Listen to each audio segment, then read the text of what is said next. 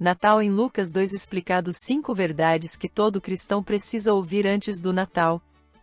Talvez você esteja celebrando o Natal há muitos anos, mas nunca tenha ouvido a mensagem que Lucas capítulo 2 realmente quer comunicar ao seu coração. Aqui vai o Natal em Lucas 2 explicado 5 verdades que todo cristão precisa ouvir antes do Natal. O capítulo 2 do Evangelho segundo Lucas nos conduz ao centro da maior intervenção de Deus na história humana, o nascimento de Jesus Cristo.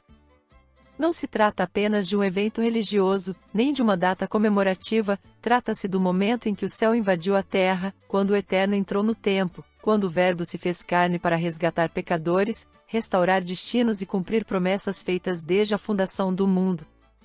Lucas escreve para um público gentil, preocupado com precisão histórica e clareza teológica. Ele não inicia sua narrativa em um palácio, mas em uma manjedoura, não apresenta reis, mas pastores, não começa com aplausos humanos, mas com cânticos celestiais. O cenário revela uma verdade central: Deus escolhe a simplicidade para manifestar sua glória, e a humildade como caminho para a salvação. Dentro desse capítulo encontramos, pelo menos, 3 grandes movimentos espirituais. A soberania absoluta de Deus sobre a história, dirigindo impérios, decretos e viagens para cumprir suas promessas. A revelação do verdadeiro significado do Natal, não consumo, não tradição, mas redenção, encarnação e reconciliação entre Deus e os homens. O convite pessoal e intransferível à fé, simbolizado pelos pastores que ouviram, creram, foram, viram e voltaram transformados. Lucas capítulo 2 não nos chama a admirar o Natal. Ele nos chama a nos rendermos ao Cristo do Natal. Ele não apenas descreve o nascimento, ele confronta o coração humano com a pergunta mais importante da vida: quem é este menino para você? E é sobre isso que vamos caminhar juntos neste estudo, não apenas compreender Lucas capítulo 2, mas permitir que a mensagem do Natal atravesse sua mente, alcance sua consciência e transforme sua alma. O Natal revela um Deus que governa a história, mesmo quando tudo parece fora de controle. No início de Lucas capítulo 2, somos apresentados a uma cena aparentemente política e burocrática. Naqueles dias, saiu um decreto da parte de César Augusto, para que todo mundo fosse recenseado. Lucas capítulo 2 verso 1. Por trás de um simples censo romano, opera-se o governo invisível de Deus. César imagina controlar povos e territórios, mas é Deus quem conduz os passos da humanidade para cumprir sua promessa feita séculos antes: o Messias nasceria em Belém, conforme Miqueias capítulo 5 verso 2. O termo grego utilizado para decreto, dogma, carrega a ideia de ordem inquestionável, algo considerado absoluto pelo império. Porém, o texto nos mostra uma ironia santa: o decreto humano se curva à vontade soberana de Deus. José e Maria não viajam por acaso. Eles caminham dentro de um plano eterno. Observe a beleza desse movimento.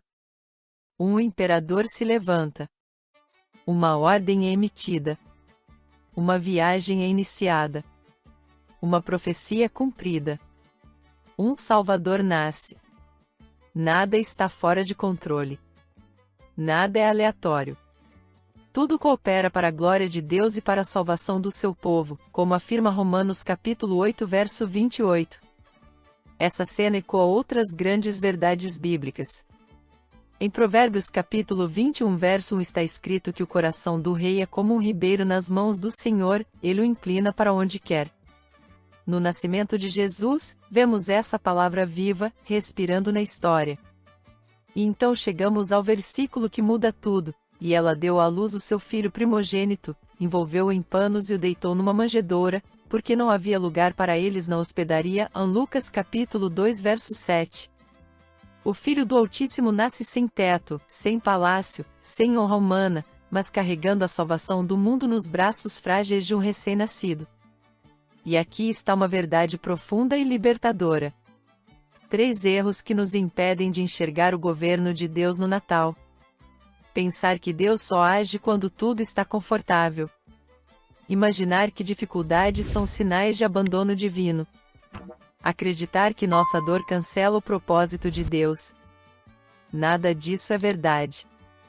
O Natal nos ensina que Deus frequentemente trabalha justamente quando as circunstâncias parecem mais confusas, mais duras, mais incertas.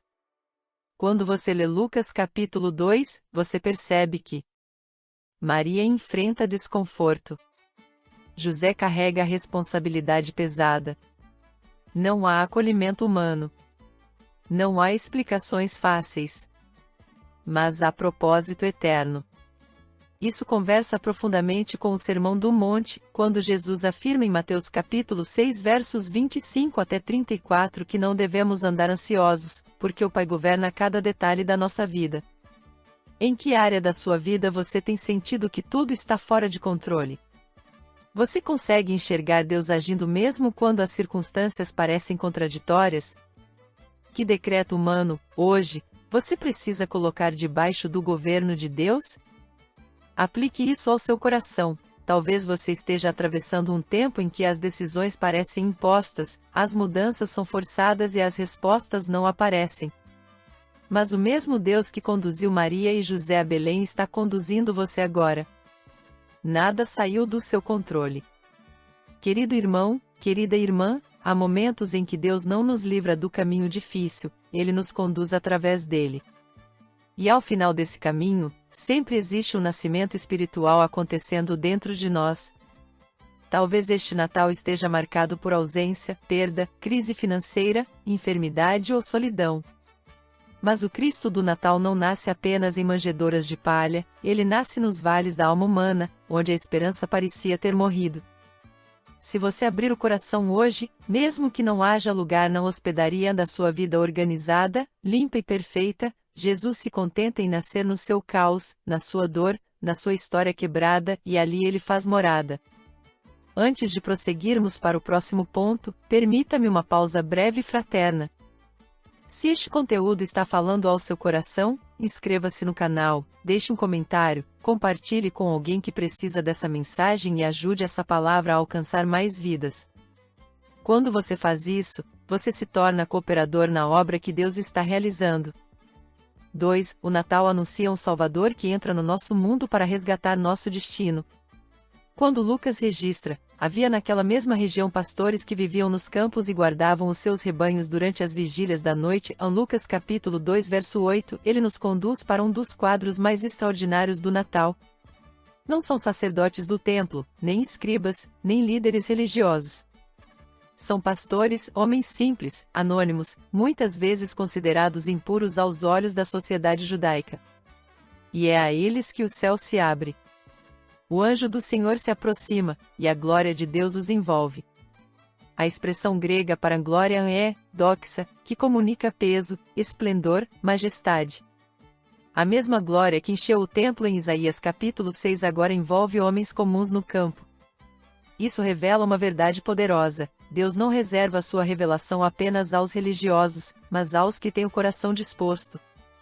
O anjo declara: Eis aqui vos trago boa nova de grande alegria, que será para todo o povo. Em Lucas capítulo 2 verso 10. A palavra boa nova vem de euangelion, anúncio de vitória, notícia que muda destinos. Não é apenas uma mensagem bonita, é um comunicado celestial de que a história humana acaba de ser redirecionada. Então vem o centro do Natal. Hoje, na cidade de Davi, vos nasceu o Salvador, que é Cristo, o Senhor. Em Lucas capítulo 2 verso 11. Cada palavra é carregada de significado. Salvador, aquele que resgata do pecado, da culpa, da morte e da condenação. Cristo, o ungido prometido desde Gênesis capítulo 3 verso 15. Senhor, autoridade absoluta sobre céu e terra. Este anúncio não é isolado. Ele ecoa tudo o que os profetas esperavam, tudo o que o templo simbolizava e tudo o que a humanidade necessitava. Isaías capítulo 9 versos 6 e 7 já havia proclamado que um menino nos nasceria e o governo estaria sobre seus ombros. O Natal é a resposta de Deus ao clamor silencioso da humanidade. 5 verdades que o anúncio do Natal proclama. Deus vê os esquecidos. Deus fala no meio da noite. Deus envia esperança quando tudo parece comum. Deus escolhe o simples. Deus muda destinos através da sua palavra. Os pastores não apenas ouviram. Eles disseram: Vamos até Belém. Lucas capítulo 2 verso 15. Eles se levantaram, caminharam, encontraram um menino, adoraram e voltaram diferentes. O encontro com Cristo sempre produz transformação. Isso ecoa o chamado de Jesus em Mateus capítulo 11 versos 28 até 30, quando ele convida todos os cansados e oprimidos para encontrarem descanso nele.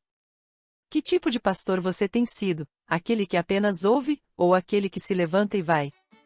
Que anúncio Deus tem feito ao seu coração e você ainda não respondeu? Você tem permitido que o Cristo do Natal redefina sua história? Agora permita-me falar ao seu coração. Talvez você se veja pequeno, invisível, comum demais para os planos de Deus. Mas foi exatamente a esse tipo de gente que o céu escolheu se revelar primeiro. Deus ainda faz isso. Ele ainda se aproxima de quem ninguém vê. Ele ainda visita quem não aparece nas capas das revistas. Ele ainda fala com quem está no campo, no turno da noite, no anonimato da vida. O Natal não é Deus exigindo que você suba até Ele. É Deus descendo até você. Se sua vida parece um campo escuro hoje, se seus dias têm sido longos, se sua alma está cansada, ouça esta verdade: a glória de Deus ainda sabe o caminho até onde você está. E quando você encontra Jesus, você não volta do mesmo jeito.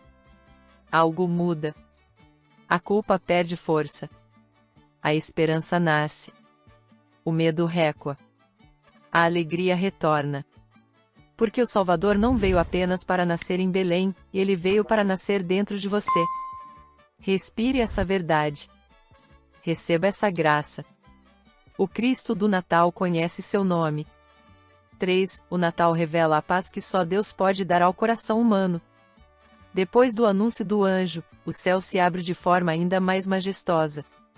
Uma multidão do exército celestial aparece e proclama: Glória a Deus nas maiores alturas, e paz na terra entre os homens a quem Ele quer bem. Lucas capítulo 2 verso 14. A palavra grega para paz é eirn. Ela vai muito além de ausência de guerra. Ela significa integridade, restauração, reconciliação, descanso interior, harmonia entre Deus e o homem. Essa é a paz que o Natal anuncia. Essa paz nasce de uma realidade profunda: a inimizade entre Deus e o homem, causada pelo pecado, está sendo resolvida em Cristo. O Natal é o início visível da reconciliação que será consumada na cruz. Colossenses capítulo 1 versos 19 e 20 afirma que Deus fez a paz pelo sangue da cruz. O Cântico dos Anjos antecipa esse futuro glorioso. Observe o contraste. O mundo romano proclamava a paz através da força. Deus proclama a paz através de um menino em uma manjedoura. Roma impunha silêncio pelo medo. Cristo oferece descanso pela graça. Essa paz prometida em Lucas capítulo 2 encontra eco nas palavras do próprio Jesus em João capítulo 14 verso 27. Deixo-vos a paz, a minha paz vos dou, não vô-la dou como o mundo a dá. O Natal nos lembra que a paz que procuramos em dinheiro, status, controle e segurança só existe plenamente em Cristo. 4 mentiras que roubam a paz do coração. Quando tudo se resolver, então terei paz. Se eu controlar tudo, estarei seguro. A paz depende das pessoas ao meu redor. Deus só me dá paz quando eu mereço. O Natal confronta cada uma dessas mentiras. A paz de Deus nasce da graça, não do merecimento. Ela não depende das circunstâncias, ela flui da presença de Cristo. Onde você tem buscado paz ultimamente? O que mais tem perturbado seu coração? Você tem permitido que Cristo governe sua mente e suas emoções? Agora, permita-me falar à sua alma. Talvez você tenha chegado a este Natal carregando preocupações que ninguém vê, batalhas silenciosas, decisões difíceis, medos escondidos. E por fora tudo parece normal, mas por dentro sua alma está em guerra.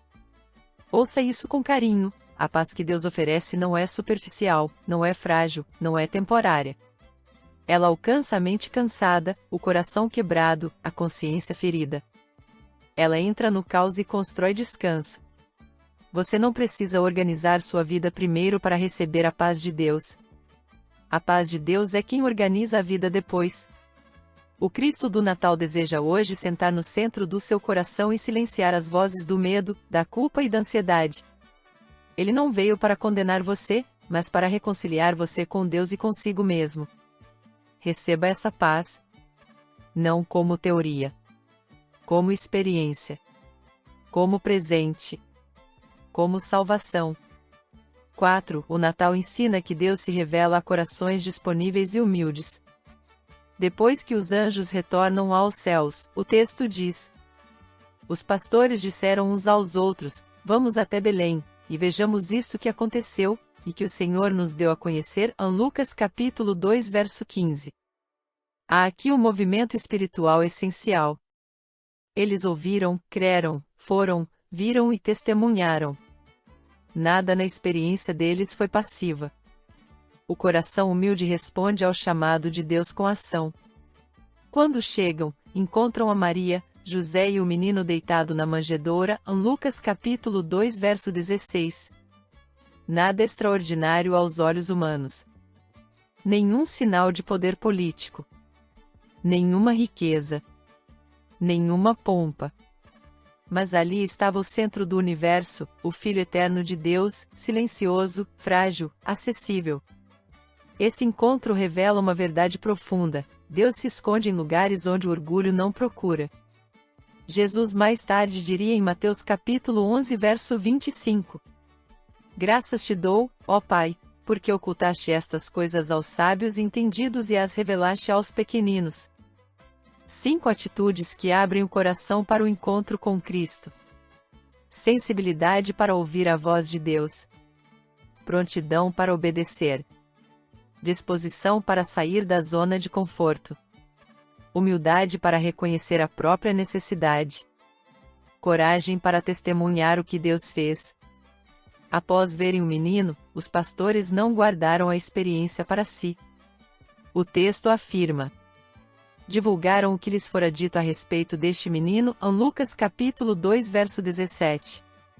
O encontro verdadeiro com Cristo sempre gera testemunho. Que voz você tem ouvido mais, a de Deus ou a do medo? O que tem impedido você de obedecer prontamente? Que parte da sua vida precisa se tornar mais simples e mais humilde? Agora, permita-me tocar sua alma. Deus ainda escolhe corações simples. Ele ainda se revela a quem se dispõe. O problema não é que Deus não fale, muitas vezes é que estamos ocupados demais, orgulhosos demais, feridos demais para ouvir. Talvez você esteja esperando um grande sinal, uma grande resposta, uma grande virada. Mas Deus pode estar convidando você hoje a apenas ir a Belém, isto é, a ir ao lugar simples, silencioso e escondido onde Cristo espera por você. Não despreze a manjedoura da sua vida. É exatamente ali que Deus costuma nascer. Talvez sua vida não esteja organizada, talvez você não se sinta digno, talvez ache que chegou tarde demais. Mas o Cristo do Natal não espera perfeição. Ele espera disponibilidade. Abra o coração. Caminhe. Veja. E permita-se ser transformado. 5. O Natal confronta cada coração com uma escolha que define o destino eterno. Depois do encontro com o menino, o texto conclui: os pastores voltaram, glorificando e louvando a Deus por tudo que tinham ouvido e visto. Lucas capítulo 2 verso 20. Eles não apenas retornaram às suas rotinas, eles voltaram diferentes. O verbo glorificar no grego, doxais, significa atribuir peso, valor supremo, reconhecimento público.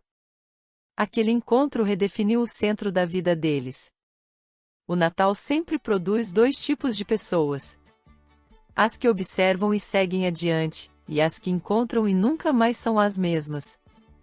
Enquanto os pastores se rendem em louvor, o texto também nos apresenta outra figura, Herodes, no capítulo seguinte, que reage ao nascimento de Jesus com medo, rejeição e violência.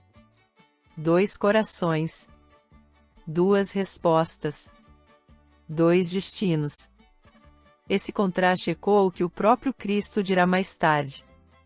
Quem não é comigo é contra mim, é Mateus capítulo 12 verso 30. O Natal não é neutro. Ele exige decisão.